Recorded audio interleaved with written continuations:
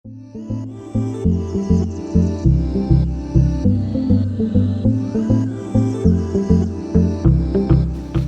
oleme siis Meriliten, Hugo ja Noa. Vlogis me räägime siis, kuidas me jõudsime Norra.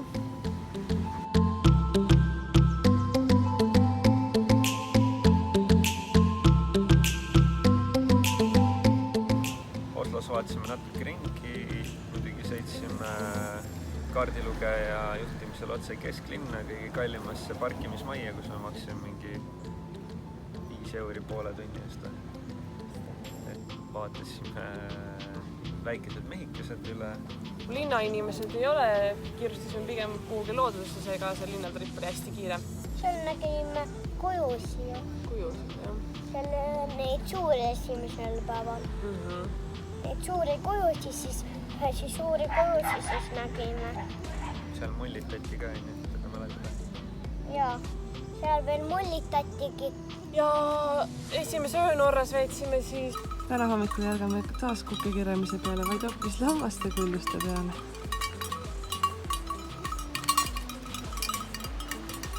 Me täna mäkkaronima otsime keda enne?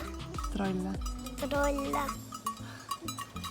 Ma just selle vaatasime kuskil Park for Nightist.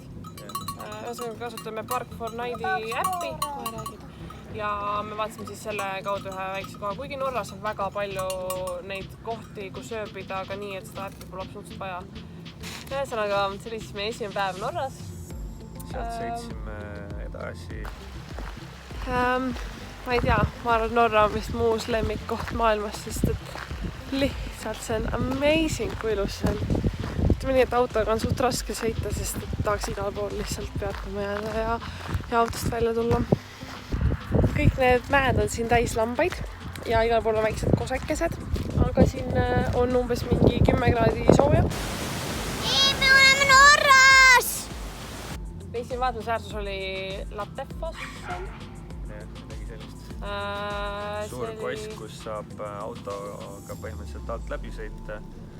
Ronisime sinna otsa, tegime paar droonikat ja väga võimas kosk oli.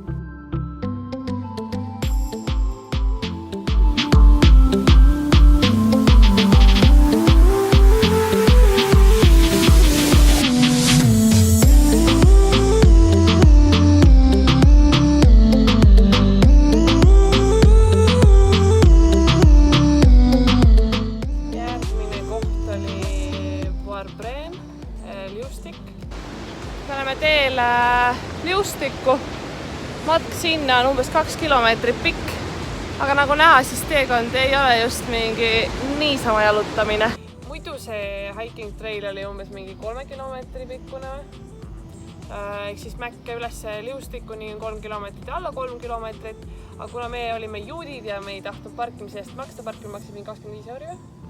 Siis me jätsime auto kilomeetri eemale, nii et meie jaoks oli see matk kokku siis 4 üles ja 4 alla.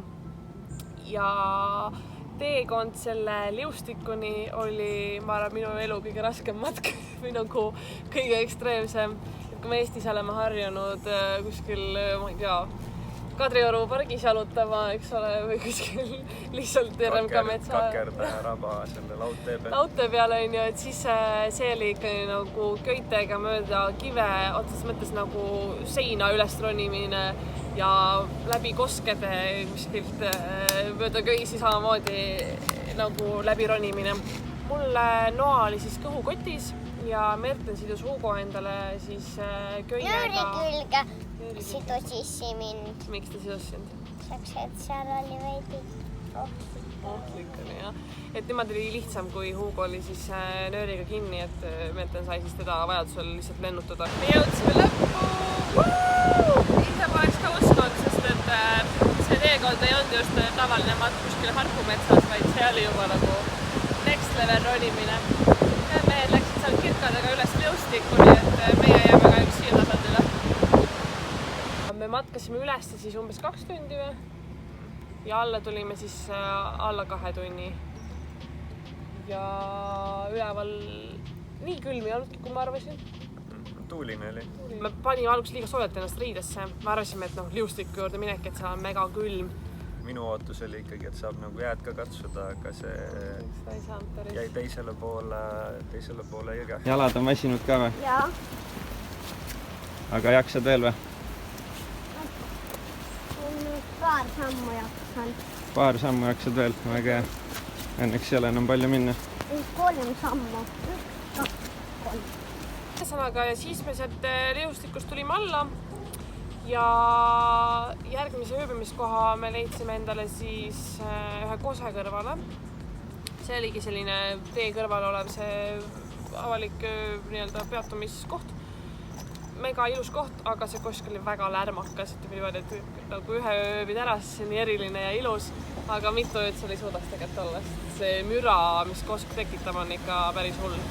Ma mainiski seda, et Norra tasub väga minna niimoodi kämperiga tripima, sellepärast, et seal on väga palju kohti, kus ööbida, kõikides kohtades on WC-d, vett on mega palju, igalt poolt saad vett ja see on nagu minu meelest kämperite paradiis. Üldiselt on arusaam, et Norra on mega kallis riik, kõik toit soovitatakse kaasa võtta, aga ma ei tea, me kuidagi ei täheldanud seda. Poes olid hinnad enam-vähem samad, mis Eestis, osad asjad olid odavamad isegi. 50. Me ei söönud väljas küll, aga poes olid küll hinnad suhteliselt samad, et on midagi hullu. Kütusehinnad olid, me tankisime muidugi Oslos, kus lõpuks tuli välja, et kõige kallim, mingi 1,5–1,6 euri liiter.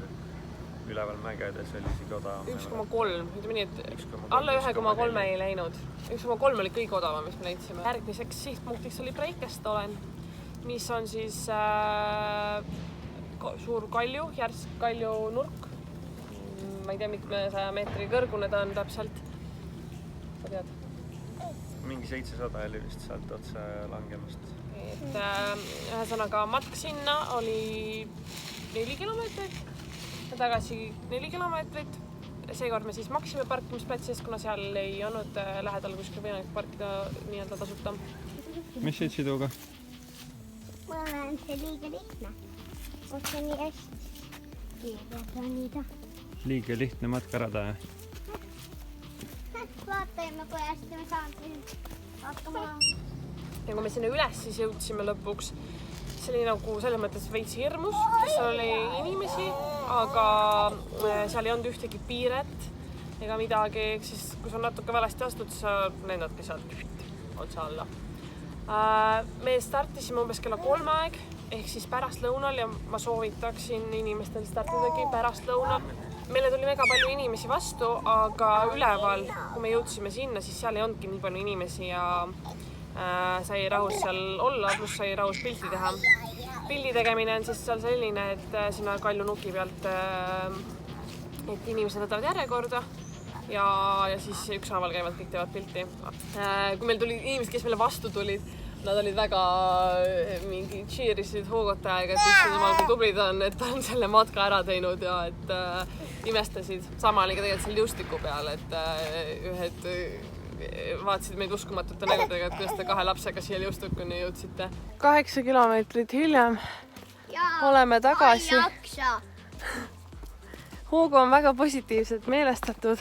Emme tahtis neid No aga tegelikult oli lihtsam matk kui eilne ja see on täielik laste, kuule ma ei saa niimoodi rääkida, see on täielik laste paradiis, siis siin saab kividel kõndida ja hüpata ja mulle meeldib siin kargada.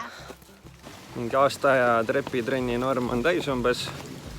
Esimesed paarkümmend meetrit, kui olime kõndinud, juba tuli korrust päeva eesmärk sai täis.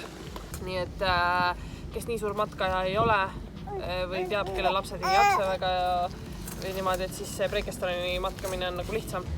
Järgmise päeva tegime vahepäeva, kuna me tahtsime minna Keeragi juurde matkama, mis on 6 kilti, 1 ots, kokku 12, siis tundus raske, aga tahtsime natuke puhata ja tegime linnapäeva Stavangeris, käisime seal ringi. See Keeragi juurde sõit oli väga... Norras on see, et sa oled nagu lummatud nendest vaadetest ja... Iga kilomeeter on nagu vaatamisväärsus. jah, aga siis mingi hetk nagu läheb üksluiseks, aga siis sa jälle keerad kuskile järgmise nurga taha, kus on nagu täiesti teine maastik, et see on nagu mega äge. See teekond sinna Kieragini, ma arvan, et see ongi nagu minul oli küll kõige ilusam nagu koht, kus me käinud, siis olime seal Norrast ja see oli üliilus lihtsalt. Siis me veetsimegi öö seal, seal oli küll ülikülm, 8 kraadi ja üldse Norras oli nagu vihmane ja külm, aga samas vahepeal oli mingi mega soe. See sõltuski sellest, kus sa oled, kas sa oled mäes või sa oled kuskil allpool. Ühesõnaga, me ööbisime ära seal Kieragi lähedal. Sõitsime siis hommikul sinna Kieragi selle parkimisplatsini, aga kuna sadas vihma ja ülikülm oli, meil oli külm sees, siis me mõtlesime, et see 6-kilomeetrine matk üles ja 6 kilomeetrit tagasi alla oleks lihtsalt piin. Pluss veel nagu mitte üldse nagu ei tundunud reaalne seda ära teha, sest meil ei olnud matka jalanõusi, meil ei olnud piisavalt vihma mingeid riideid, me oleks lihtsalt läbi mereks olnud kohe. Ja siis me sõitsime tagasi alla, meil oli tee peal, kui me sinna sõitsime, meil jäi meelde üks äge koht, kuskil jälle nagu 2 mäe vahel, lambaid paksult täis, see tundus mingi suvilaara joon, seal olid mustad majad roheliste nende murukatustega, mis on hästi norralik teema. Üli perfektne koht, aga seal oli nii niiske ja sadas, et me istusimegi mingi 3 tundi vist autos, lihtsalt ootasime, et vihm läks üle, vaatasime nagu äpist, et varsti peaks jääma, vaatasime droonide mängu ja lihtsalt tegime aega nii-öelda parajaks. Ja kui lõpuks siis nagu 3 tunni pärast me ei suuda enam siin autos nagu olla, läksime välja. Ja korraks nagu jäi vihm järgi, siis me läksime välja ja siis hakkas uuesti sadama, kes me juba ei andnud alla ja matkasime ringi seal veits, aga siis me olime täiesti läbi merjad ja siis kui me tagasi autosse jõudsime, siis mõtlesime, et see ei kuiva ära lihtsalt, vihma sajab täiega, et see ei ole nagu väga mõnus ja siis sõitsime lihtsalt sealt mägede vahelt välja, kus oli ilusilm tegelikult. Ja siis veel tee peal leidsime ühe kose veel. Mina alguses mõtlesime, isegi Mertin oli see välja guugeldatud, aga kuna me olime koskisid seal lihtsalt mega palju, et seal lõpuks nagu spetsiaalselt mingi kose juurde minek tundub nagu ebavajalik, siis me selle juurde ikkagi läksime, kuna me olime nii palju istunud autos ja tegelikult see oli väga äge kosk.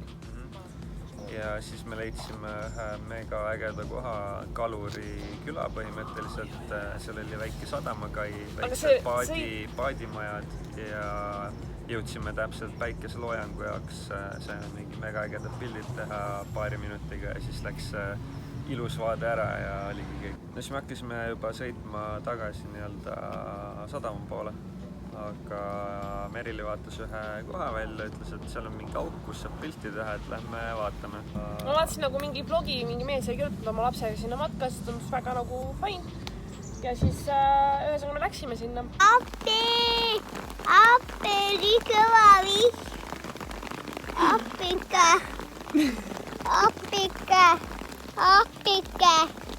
nii kõva vihm.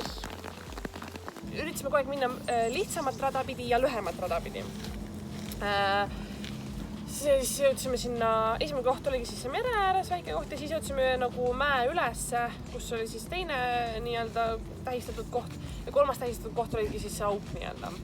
Ja teel sinna auku siis mingi hetk pidi nagu tee raskemaks minema, me teadsime seda. Ja mõni hetk seal siis näitasidki sillid, et see on su omal vastutusel, kus sa lähed siit. Me läksime natuke ikka edasi ja kui me lõpuks siis ühte nagu orgu nii-öelda jõudsime või sellisesse kaljude vahelisse kohta, siis me vaatasime, et okei, et see tundub nagu juba päris nagu ronimine ja edasi läks ainult Merten. No me mõtlesime, et ma lähen vaatan, kui hull see tee on ja siis sai suht kiiresti selgeks, et lastega siia kindlasti ei tule ja Merilit ma ka ei tahtnud, et ta sinna läheks. Tundub, et see ongi see koobas, kuhu me teel olime. Et siit alla ega edasi tundub, et enam väga ei saa, nii et naudime seda koobast.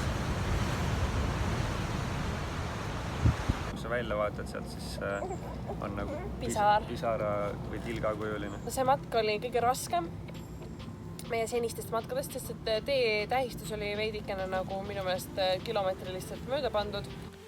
Me tulime tagasi veidike teist teed pidi, kui me läksime ja mega hull tee oli, otseses mõttes kosest kõndisime alla. Jõudsin siis siia kohale ja tee oli kinni pandud tegelikult. Aga ülevalt polnud märgist, et on kinni. Ja loen siis, et danger, et ohtlik, et siin on uus tee tehtud siin kõrval, mis läks siis oligi ilus kruusane ja värki. Aga me olime tulnud kinni pandud teed pidist üleval, lihtsalt polnud tähistust nagu, et siia ära mine umbes. Trollisarve ja trollikaka üksteisega nii lahe. Näitame. See on trollisarv. See on enne kaka. Tahate neid näha? Siis kui me seal matkasime, siis ma läksin trollisarve. Ma ei tea, kui pikk see tuleb. Me vaatasime neid silte, siis näitas, et tuleb umbes 2,9 pluss siis autoparklast kuni selle alguseni 800 meetrit. Ja. Aga tuli hoopis kokku 5,6. See on Ei ole metsvaarikaid. veel algusest, nii et mingi 6,5 umbes. No võt. Ja ühesõnaga peale siis seda koopamatka pakkisimegi ennast siis taas autosse ja sõitsime siis linna poole, kust läks meie laev Taani. Okay. Aga parim oli see ummik. See oli siis siukene seik. Mertel lendas siis drooniga ülesse, et teha pilti nagu tee käänust. Ja siis tuleb järsku siuke liiklus, et lihtsalt tuli meist mööda mingi 15 matkaautot, kõigil olid Itaalia need lipu mingid värgid peale, onju. Siis mõtlesin, et see mingi Itaalia peremafia, terve oma suguvõsaga tulnud ilmselt nagu reisile, ma ei tea, onju. Aga no see oli 15 ühesugust autot, lihtsalt sõitsid järsku mööda. Ja siis järsku meie siis sõidame edasi, vaatame sinna Kalju peale, neil on ummik seal. Sest et rekka tuli vastu ja siis 15 autot, kes olid nagu ääres seisnud, ootasid seal oma nagu, et üksteisest mööda saada. Mis seal sai, seda ei tea. Ei tea, kas saabki üldse Taani. Sest et ei tundu nagu väga, et seal oleks ruumi.